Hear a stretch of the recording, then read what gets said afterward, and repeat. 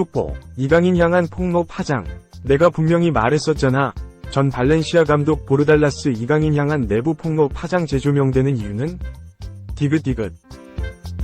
프랑스 최고 명문 파리 생제르맹에서 뛰는 이강인이 2024에서 2025 시즌 첫 공식전을 중국에서 치르게 됐다. 프랑스 정규리그인 리그 1 우승팀과 프랑스 FA컵 우승팀이 격돌하는 슈퍼컵 성격의 단판 승부, 트로페 대 샹피옹 이 두 달 뒤 중국에서 열리기 때문이다.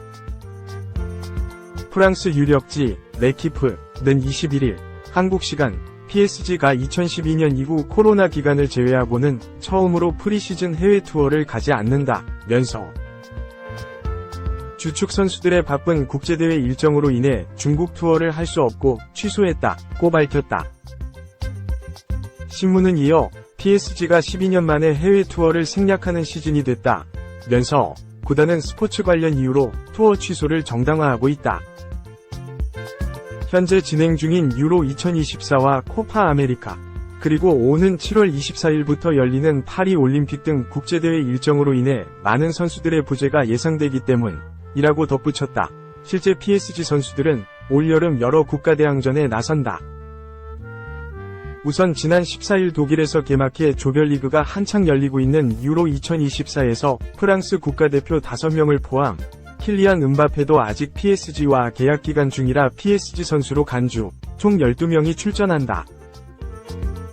이는 맨체스터 시티, 잉글랜드, 인터 밀란, 이탈리아 이상 13명에 이어 레알 마드리드와 함께 공동 3위다. 코파 아메리카에도 마르키뉴스와 루카스 베랄도 등 브라질 대표 선수 2명과 마누엘 우가르테 등 우루과이 선수 1명이 출전한다. 그리고 파리 올림픽에도 브래들리 바르콜라 등 일부 젊은 선수들이 출전할 것으로 보인다.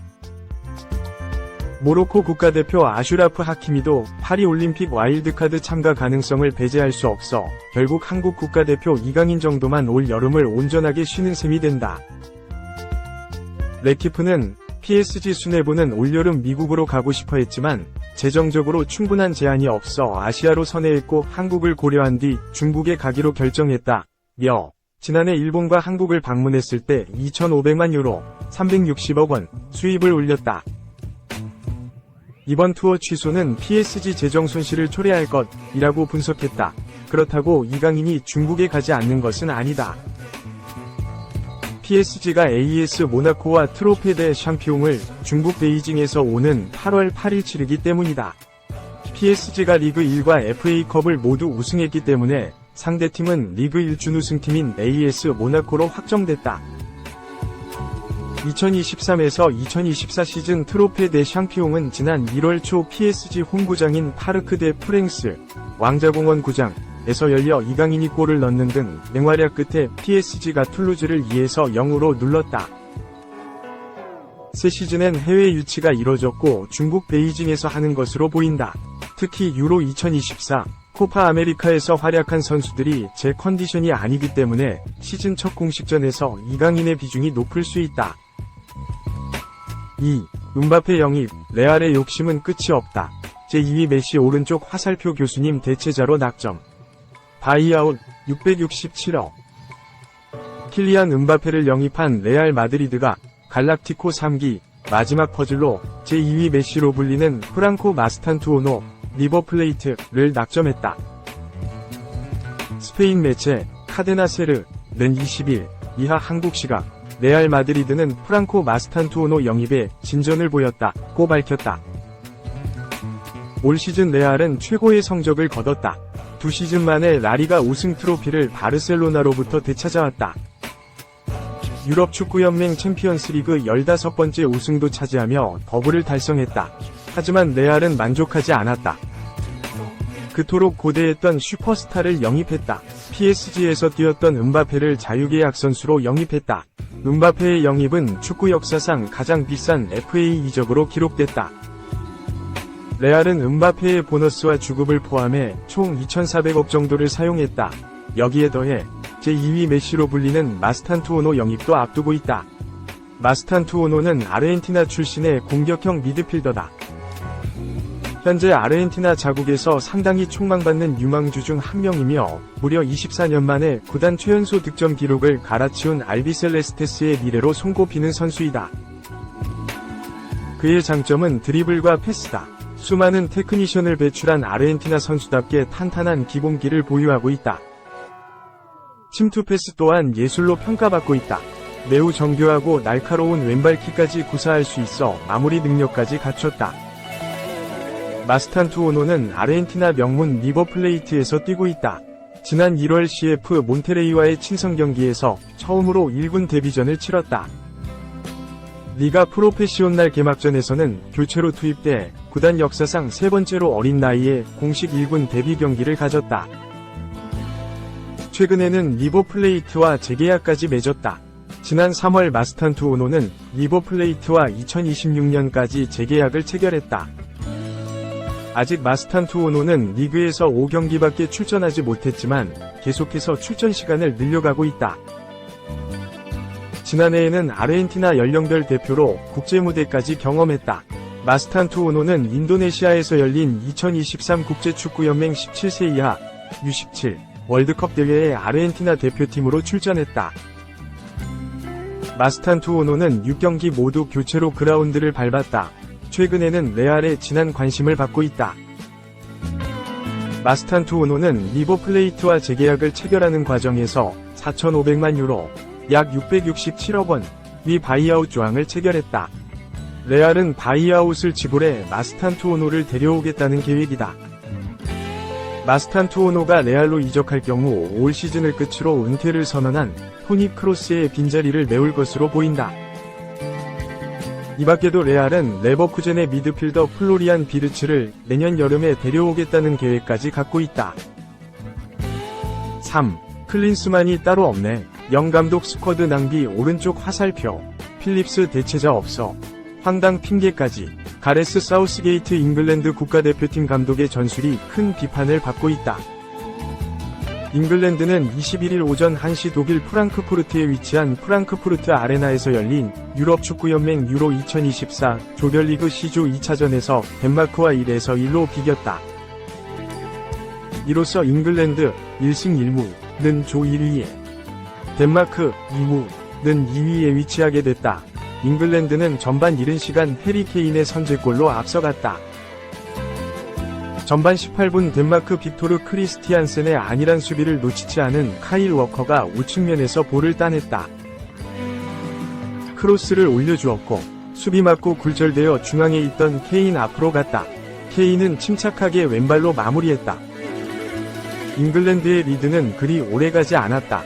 전반 34분 모르텐 히울만에게 중거리 슛을 얻어맞아 실점했다. 1에서 1로 균형이 맞춰졌고 잉글랜드와 덴마크는 추가 득점을 노렸으나 골이 터지지 않았다. 결국 경기는 무승부로 끝났다. 사우스게이트 감독의 답답한 경기 운영이 도마에 올랐다. 잉글랜드는 전반전 케인 선제골 이후 이렇다 할 찬스를 만들어내지 못했다. 1차전 세르비아전 승리 이후 덴마크까지 잡아낸다면 토너먼트행을 조기에 확정지을 수 있었던 상태. 추가골을 노렸어야 했으나 잉글랜드는 더욱 내려앉았다. 내려앉은 잉글랜드를 상대로 덴마크는 마음껏 공격을 펼쳤다. 라인을 한껏 끌어올렸고 잉글랜드 진영에서 패스 플레이를 펼치면서 찬스를 엿봤다. 결국 히울만의 중거리 슛에 이은 득점이 나왔다. 히울만이 중앙에서 볼을 잡았을 때 그 어떤 잉글랜드 선수들도 블로킹을 위해 앞으로 뛰어나가지 않는 모습이었다. 그야말로 안일함 그 자체다. 심지어 후반 막바지에는 마크 게히의 볼 간수 실패로 위험천만한 1대1 찬스를 내주기도 했다. 수비도 문제였지만 무엇보다 공격진이 침묵한 것이 컸다. 덴마크전 잉글랜드가 얻어낸 빅찬스는 4번. 그중 케인만이 선제골로 이를 살렸다. 부카요 사카가 2번 놓쳤고 교체로 들어온 올리 와킨스가 1번 놓쳤다. 선발로 나선 선수들의 슈팅이 0점 조절이 잘 되지 않은 모습이었다. 실제로 덴마크 선수들이 16개의 슈팅 중 7개를 유효 슈팅으로 연결한 반면 잉글랜드는 12개의 슈팅 중 4개만을 유효 슈팅으로 연결했다. 공격진이 침묵한 원인은 무엇일까? 바로 주포 케인과 주드 벨링엄이 고립된 것이 컸다. 케인은 최전방 공격수지만 패스 능력과 좋은 시야를 자랑하는 선수다. 자주 밑으로 내려와 동료들에게 연계해주면서 영향력을 발휘한다. 그러나 사우스게이트 감독은 케인을 전형적인 최전방 공격수로 활용하며 전방에서 고립되게 했다. 당초 이러한 비판이 제기됐던 건 지난 세르비아전이다. 잉글랜드 레전드 제이미 캐러건은 사우스게이트 감독의 케인 활용법에 대해 케인은 창의적인 10번 역할이다. 최전방 공격수로만 냅둔다면 이는 논쟁의 여지가 있는 결정이다 라며 비판했고, 잉글랜드 이브닝 스탠다드 댄 킬패트릭 기자도 케인은 창의적 10번이다.